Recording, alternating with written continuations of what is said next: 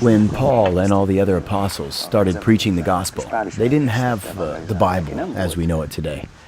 There was no Old Testament or New Testament, because this was before they wrote the bulk of it. They were rather acting out the teachings of God. We were principally concerned with the parts that bind us together, all the various denominations, because there are many different ways of approaching our everyday life, as well as Paul himself. Our mission was to find the things that we can all agree on, regardless of the religion we practice.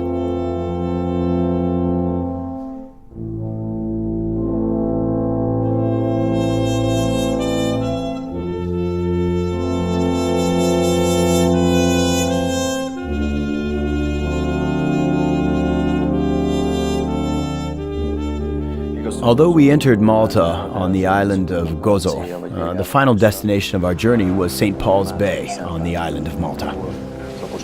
According to the Acts of the Apostles, this is where Paul was shipwrecked. We saw how shallow the water was in the bay, so it's possible that they did indeed run the ship ashore. By running under the lee of a small island called Cauda, we were scarcely able to get the ship's boat under control. After hoisting it up, they took measures to undergird the ship. Then, fearing that they would run on the Syrtis, they lowered the sea anchor, and so were driven. We were being pounded by the storm so violently that on the next day they began to throw the cargo overboard, and on the third day, with their own hands, they threw the ship's tackle overboard.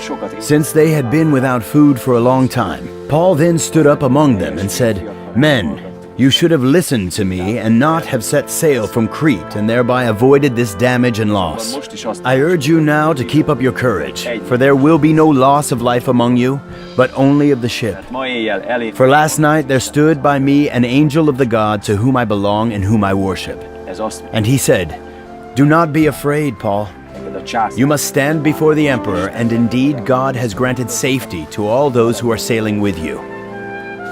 So keep up your courage, men, for I have faith in God that it will be exactly as I have been told.